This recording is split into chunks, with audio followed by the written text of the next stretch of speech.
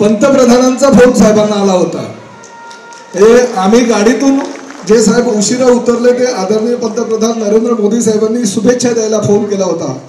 आणि अशीच कामं महाराष्ट्रासाठी आणि महाराष्ट्रासाठी असं योगदान तुमचं असावं असे शुभाशीर्वाद त्यांनी दिले। तर आपलं भाग्य आहे की ह्या आपल्या एसटी आगारामध्ये पंतप्रधानांच्या शुभेच्छाचा फोन त्यांना आला आणि निश्चितपणे भविष्यामध्ये असंच काम शिंदे साहेबांच्या माध्यमातून होईल। साहेबांचीच प्रकाश आंबेडकर साहेब आणि आपले मंत्री महोदय आशिष जयस्वालजी कृपया मंचावर या, संजय निरुपमजी कृपया मंचावर या। तर मी आपल्या सगळ्यांच्या वतीनं शिंदे साहेबांना मनापासून शुभेच्छा देतो। साहेब, आपल्या मनातील जी संकल्पना होती की आमचे एसटी कामगार, आमचे हे जे वर्कर आहेत ते दिवसभर लोकांच्या सेवेसाठी असतात आणि त्यांना ज्या सोयी सुविधा हव्या आहेत त्या सोयी सुविधा मिळाल्याच पाहिजे। मला आठवत आहे की मी आमदार म्हणून काम करत होतो आणि शिंदेसाहेब मुख्यमंत्री म्हणून ह्या एसटी आगारामध्ये ज्यावेळेस आले होते तेव्हा त्यांनी बाकीच्या गोष्टीनंतर परंतु आधी आपल्या सर्वसामान्य कामगारांना गरम पाणी, आमच्या प्रवाशांना प्यायला थंड पाणी आणि त्याचबरोबर आमच्या एसटी कामगारांना रात्रीची विश्रांती घेण्यासाठी अतिशय चांगल्या प्रकारचं अद्ययावत असं बेड आणि बाकी सुविधा द्या अशा सूचना केल्या होत्या आणि त्याच्या सूचनेनुसार आज आपण ती पूर्तता केली।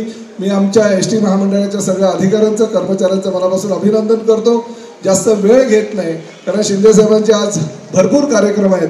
सर, दुसरी एक संकल्पना, माझ्या आयुष्यातील सर्वोच्च जे पद आहे परिवहन मंत्रीपद ते आपण शिंदे साहेबांच्या माध्यमातून मला मिळालं आहे। 2 महिन्याचा आता जवळजवळ कालावधी झालेला आहे, परंतु आमच्या एसटी कर्मचाऱ्यांना सोबत घेऊन भविष्यामध्ये राज्यातील 13-13.5 कोटी जनतेला जास्तीत जास्त सुविधा देण्याचा जो आमचा प्रयत्न आहे त्या प्रयत्नाचा एक भाग म्हणून आगार तिथे कॅशलेस हॉस्पिटल ही जी संकल्पना आहे ती संकल्पना आपण राबवतोय आणि आज त्याचा शुभारंभ आदरणीय उपमुख्यमंत्री एकनाथ शिंदे साहेबांच्या माध्यमातून या ठिकाणी आरोग्यमंत्री सुद्धा आहेत।